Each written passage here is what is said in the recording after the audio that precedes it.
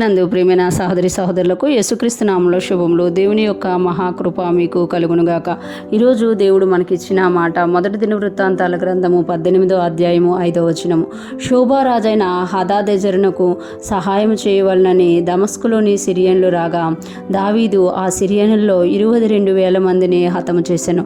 ఈ మాటలు మనం దినవృత్తాంతాల గ్రంథాలు చూస్తున్నాము. మొదటి దినవృత్తాంతాల గ్రంథం అంతా కూడా దావీదు గారి యొక్క గొప్పతనము, దావీదు రాజు చేసిన యుద్ధాల గురించి, దావీదు రాజు దేవుని దగ్గర చేసిన విన్నపము గురించి తెలియజేయబడుతుంది. ఇక్కడ చూస్తే శోభారాజైన హదదెజరునకు, అంటే శోభాదేశపు రాజైన హదదెజరు దావీదు మీద యుద్ధం చేస్తున్నప్పుడు, దావీదు యుద్ధంలో గెలుస్తున్న సమయంలో హదదెజరుకి సహాయం చేయవాలని దమస్కులోని సిరియన్లు రాగా, అంటే హదదెజరుకు సహాయం చేయాలనంట సిరియన్లు వచ్చారంట, దమస్కులోని సిరియన్లు వచ్చారంట. ఆ సిరియన్లు రాగా దావీదు ఆ సిరియన్లో 22,000 మందిని హతము చేశాను. ఇక్కడ మనం చూస్తే దావీదు చేసిన ప్రతి యుద్ధాలలో కూడా దేవుని సహాయం ఉన్నట్టు మనం గమనిస్తాం. దావీదు గొలియాతను కొట్టినప్పుడు కూడా దేవుణ్ణి చూసి యుద్ధం చేసినట్టు మనం చూస్తానట. తర్వాత దావీదు వెళ్ళిన ప్రతి యుద్ధంలో మనం గమనిస్తే నేను వెళ్ళాలా వద్దా, నేను ఎలాగ వెళ్ళాలి, దేవుడి దగ్గర ఇన్స్ట్రక్షన్ తీసుకుని వెళ్ళినట్టుగా మనము చూడగలం. అందుకే అతను కీర్తనల గ్రంథంలో చెప్పుకుంటాడు కదా, నా చేతులకు యుద్ధమును, నా వ్రేళ్లకు పోరాటమును నేర్పారు అని చెప్పుకుంటాడనమాట. ఈరోజు ఇక్కడ మనం చూస్తే శోభారాజైన హదదెజరునకు, అంటే హదదెజరుతో యుద్ధం చేస్తుంటే అతడికి సహాయం చేయాలని దమస్కులో నుండి సిరియన్లు వస్తుంట 22,000 మందిని దావీదు హతం చేశారంట.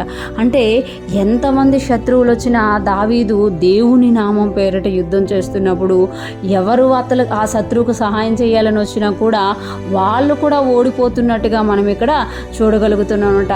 దావీదు ఈరోజు మనకు నేర్పుతున్న పాఠం ఏంటి అంటే, ఎన్ని యుద్ధాలైనా మన జీవితాల్లో రాని ఆ యుద్ధాలకి ఇంకెంతమంది అయినా సహాయం చేయని కానీ ఆ శత్రువుకు సహాయం చేసిన వాళ్ళని కూడా దేవుని పేరిట నేను హతం చేశాను అని ఇక్కడ తెలియజేస్తున్నామట.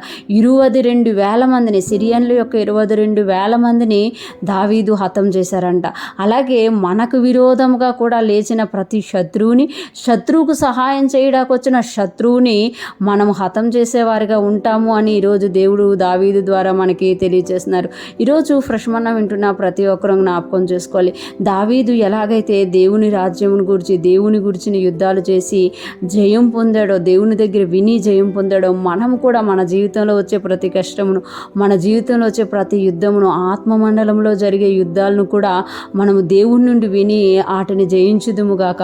మనకి కృత నిబంధన భక్తులుగా ఏమి వాగ్దానం చేయబడిందంటే అత్యధిక విజయం. యేసయ్య జయించేశారు, మనం ఆ జయములో పాలి భాగస్థులం అవ్వాలి. ఈరోజు ఫ్రెష్ మన్నా వింటున్న ప్రతి ఒక్కరూ కూడా జయించుదుము కాక, శత్రువుని జయించుదుము గాక, శత్రువుకు సహాయం చేసేవారిని జయించుదుము గాక, శత్రువు ఎదుటే విందు పొందుకొని మనము దేవుణ్ణి స్తుతించుదుము గాక. ఆమేన్.